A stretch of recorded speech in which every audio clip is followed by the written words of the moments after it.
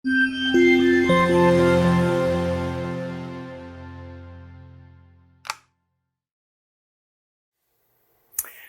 the challenging part about red hot markets is definitely time management, and it almost becomes survival mode to stay engaged and keep on top of all the tasks that you really need to do. Now, we went through and figured out the top 12 ways to stay on top of your time management to really help you adjust and keep them on top of your items through 2021. Now, starting with the first one, setting big goals. Big goals gives you the energy to continue to get up and do the day-to-day activities that you need to do in order to move those goals forward. Now, a point I want to make about this is that your imagination can be both empowering or limiting. So you want to make sure that you're choosing to engage with your imagination and imagine all of the potential that you could achieve. And more often than not, people underestimate what they can actually achieve. So you want to set that big goal. Do not let fear get in your way, and you'll figure out a way to make it work. Now, set your goals and revisit those every morning for 5 minutes. Now, point 2 is you need to chunk down your big goal. So break your larger goal into manageable and achievable activities. As I mentioned, most people overestimate what they can do in a year and underestimate what they can do in 10. Personally, I like to note at the end of each day 3 wins that I've had for accomplishing my goals moving forward, and then 3 wins I want to accomplish in tomorrow's goals. So it just helps me stay focused and see the progress within my own goals. Now, the third step is really planning your days and weeks. And you've got to plan this, at least have a rough outline through, ideally on Sunday, create your rough outline and decide in advance what you're going to accomplish in the next day or week. Different themes for each day work, as far as like maybe on Tuesday you're creating and editing online ads, or Wednesdays you're writing and scheduling all your social media content for the week. Listing customer service calls are on Thursdays, and then you're checking and editing your website and ads on Friday. You got to be following up and connecting with your hot and warm lists on a daily activity. So remember that you have to keep everything moving in your business, from what's creating the business to managing your business to maintaining your business. Now, also remember that if you have too many priorities in a day, you have no priorities and nothing will get done. The next point is preparing to be productive in advance.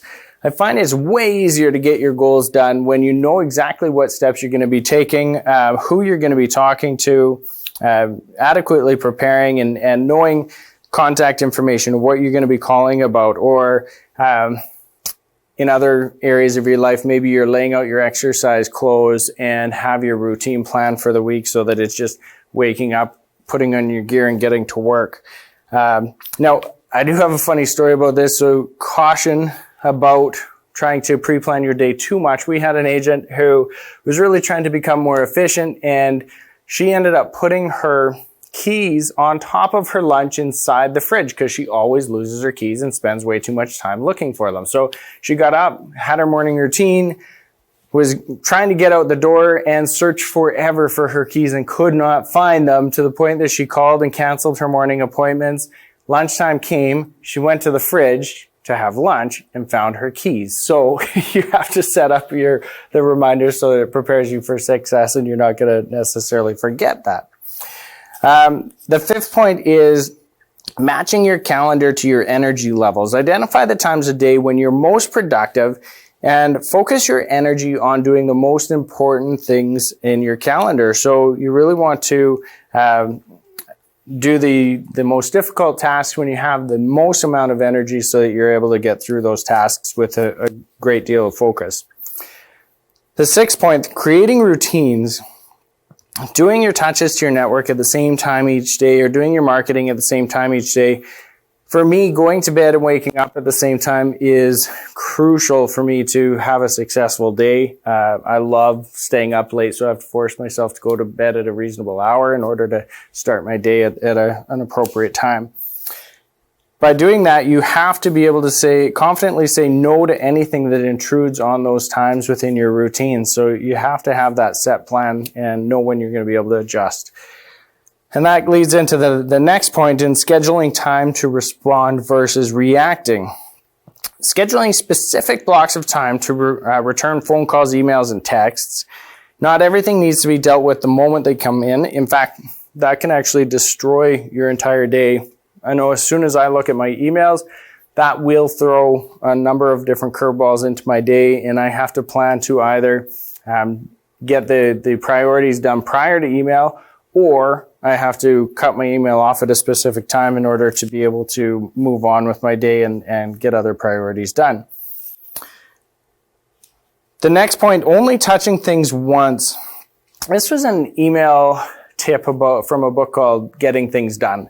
And they say once you read an email or get a text, reply promptly so that you don't touch it more than once. Now you can choose how to respond. Either the snooze button on Gmail is a fantastic resource if you know when you want to respond and you just snooze it for that date and time, or forwarding it on, or just responding and getting it off of your list. Another critical one is step 9, stop multitasking. Practice focusing on a singular task. When everything becomes a priority, nothing gets done. Set your most important tasks to your least important tasks in a day and check off the most important priorities one at a time. Next one, block your distractions. To help your focus, completely eliminate any distractions. Everybody's going to have a different distraction, whether or not you're working from home and it's a TV or social media or laundry. Block out your distractions. You can fully power off your phone, put your laptop on Do Not Disturb or Focus Assist mode in order to get rid of notifications, and then only check messages and notifications once you're done. I personally I needed a way to be able to have a visual focus for this, and I actually have sand hourglasses. I've got an hour and I've got a half hour that I'll flip over when I need focus time. Write a stop doing list. Determine the things that do not take you closer to your goals, and then read that list every morning before you review your goals list. And that will help you remind you, do not do this, focus on this. And then lastly, delegate like a CEO. You cannot do everything. Delegate anything that's easily repeatable, mundane tasks to free up your time. Contract out virtual assistants to start. Use systems or strategies to better time efficiencies. Hire a company or start with somebody part-time. Then increase the hours as your business and income grow. We're all guilty of thinking that they won't do it as well as I would, but that might be true in some cases.